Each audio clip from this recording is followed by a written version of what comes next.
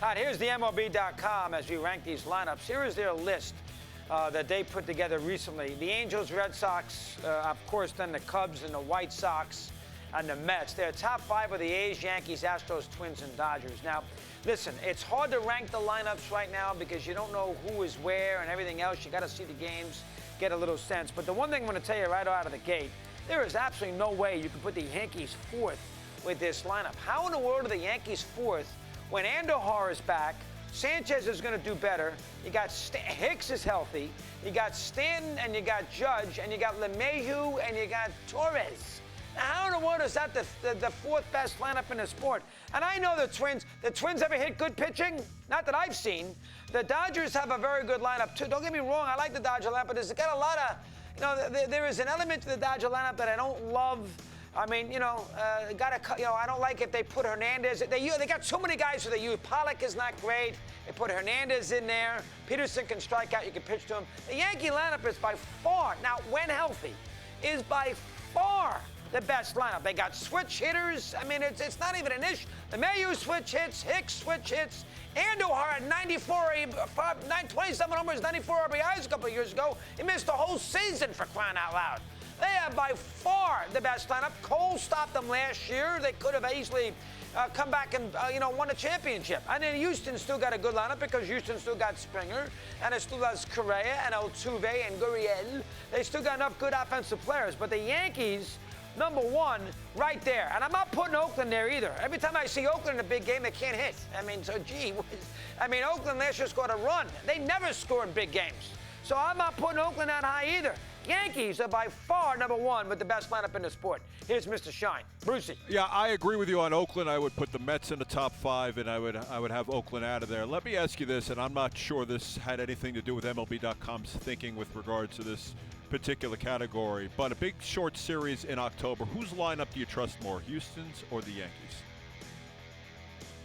I trust the Yankees lineup more. Okay. I understand you're going to sit there and tell me.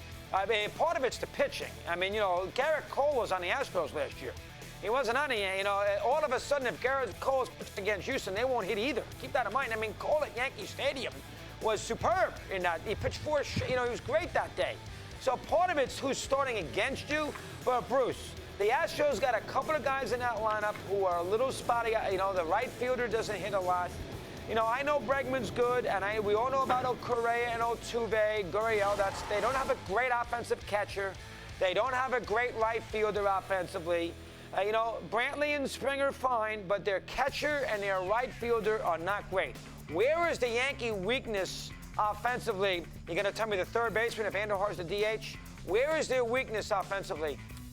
In their lineup. There isn't one. I mean, these would be stretches. I mean, it would be, I agree. Let's see Urshela do it again if he's a third baseman. And Luke Voigt isn't exactly a known commodity at first. But again, I agree with you. If you go position by position, the Yankees have the superior lineup. It's kind of more fool me once, shame on you. Fool me twice, shame on me. It seems like that when the Astros and the Yankees have been pitted against one another in October the last couple of years, the Astros have been more innovative in finding ways to push across those big runs than the Yankees have. And I'll say this about the Mets, and you talked about it with Howie Rose. Innovative might be buzzers. Innovative might be buzzers on lapels, too, there, Bruce. Let's not forget garbage cans, I get it, the whole thing. But all that aside, be that that's as it part may. of it. I mean, in 2017, the Yankees lost. I mean, we don't know what the Astros did in that series. Right.